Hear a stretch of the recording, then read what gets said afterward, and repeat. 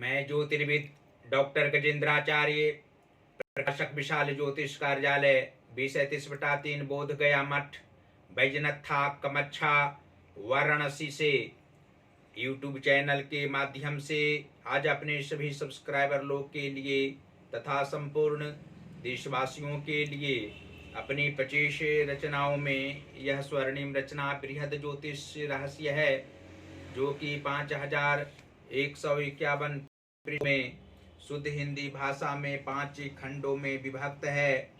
इस ज्योतिष महाग्रंथ बृहद ज्योतिष रहस्य को इतनी कलम अर्थात 525 कलम से मेरे द्वारा रचना हुई है। आप लोगों को जन्म कुंडली के एकादश भाव में सूर्य और शनि ग्रह को बैठने का फल स्पष्ट शब्दों में दर्शाने जा रहा हूँ। जन्म कुंडली के एकादश भाव स्थित सूर्य और शनि के मेल से जातक तीव्र बुद्धि वाला, सद्कार्यों में अभिरुचि रखने वाला, विद्या से अत्यधिक धनोपार्जन करने वाला, शैक्षणिक क्षेत्र में अनेकों कीर्ति स्थापित करने वाला, विवेकवानों में विवेकवान, सत्यनिष्ठ, कर्मपरायणता की ओर सदैव अग्रसर रहने वाला, सात्विक विचारों से युक्त तथा संतान से सुख सदैव प्राप्त करेंगे। अशुभ स्थिति में शत्रु की अधिकता बढ़ जाती है, सारे कार्य शिथिल पड़ने लगते हैं, चारों ओर से मानसिक तनाव बढ़ जाता है, अधार्मिक विचारधारा हो जाना, ये सब अशुभ फल की पहचान है।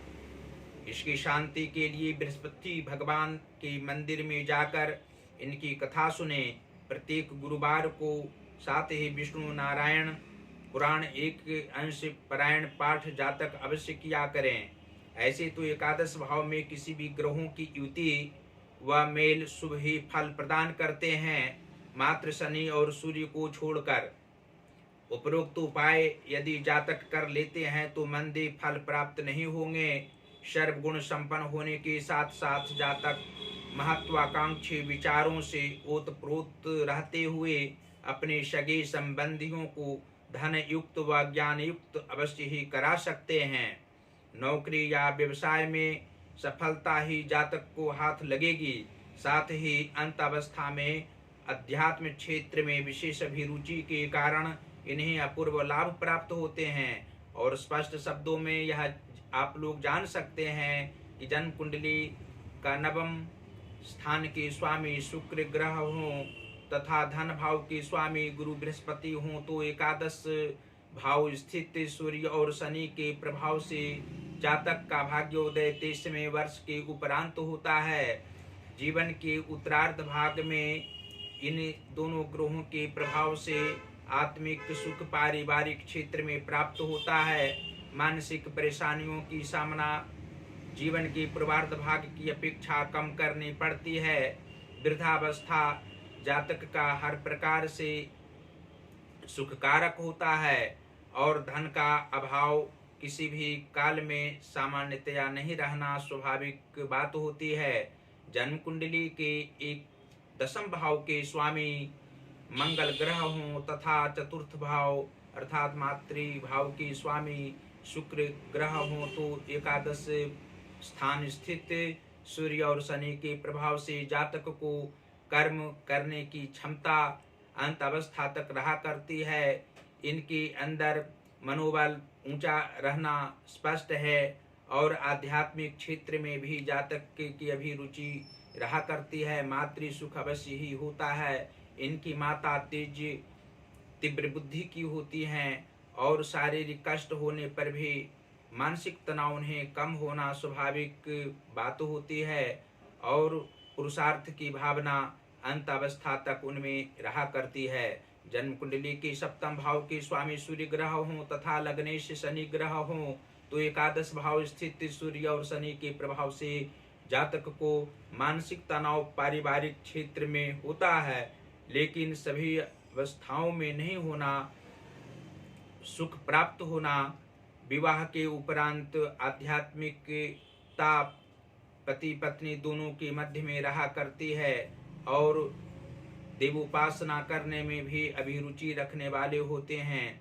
पत्नी की आयु पति की आयु से ज़्यादा होती है। और अंत अवस्था में यह आप लोग जान सकते हैं कि जन्म कुंडली के पंचम भाव के स्वामी अर्थात संतान व विद्या भाव के स्वामी बुध ग्रह हूँ तथा एकादश भाव के स्वामी गुरु बृहस्पति हूँ और सूर्य और शनि इस भाव में विराजमान हो तो जातक को पुत्र सुख की प्राप्ति अवश्य होती है। पुत्र इनके विचारों पर चलने वाले होते हैं। आध्यात्मिक प्रवृत्ति का होना उसे स्पष्ट है और धन लाभ कमाने में पिता से आगे रहने वाले इनके पुत्र हुआ करते हैं। और जन्म कुंडली के नीच भावों में यदि उच्च ग्रह मार्गी ग्रह बैठे हों तथा शुभ व मार्गी उच्च भावों में पाप ग्रह बैठे हों तो शनि और सूर्य और शनि के प्रभाव से एकादश भाव स्थित सूर्य और शनि के प्रभाव से जातक को मानसिक परेशानी कभी कभी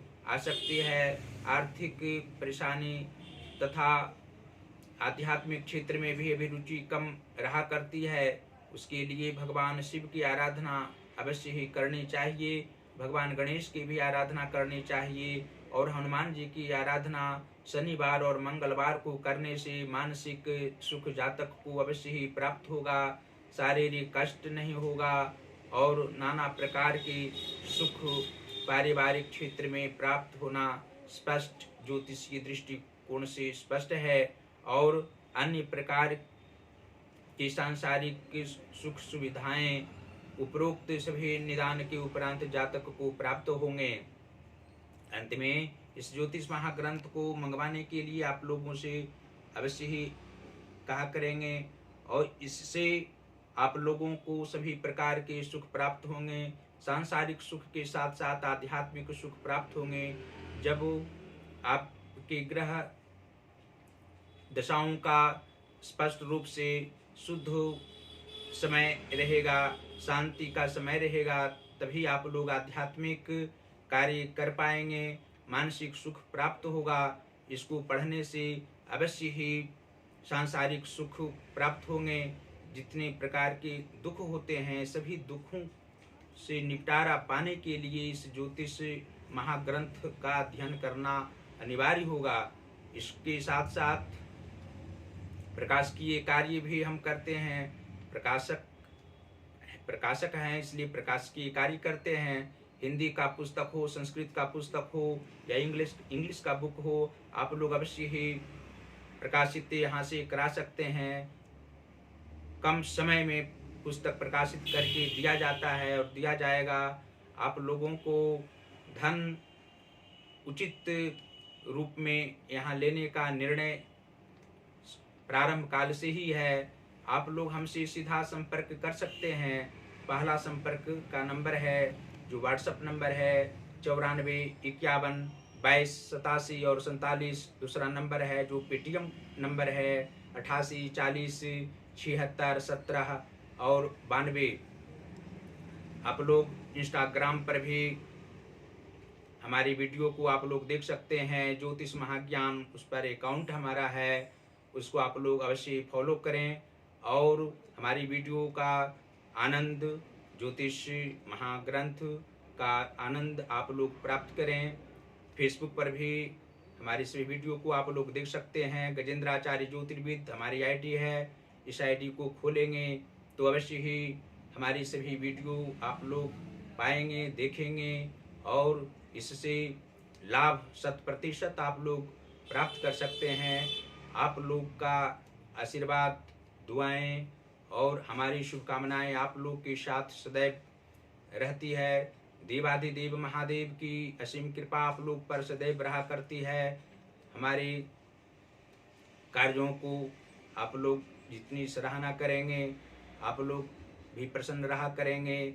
माता भगवती की अनुकंपा आप लोग पर सदैव बरसती रहेगी। आप लोग सदैव स्वस्थ रहेंगे, प्रसन्न रहेंगे और परिवारगण के साथ निरंतर प्रसन्नचित्त अवस्था में रहा करेंगे। धन्यवाद।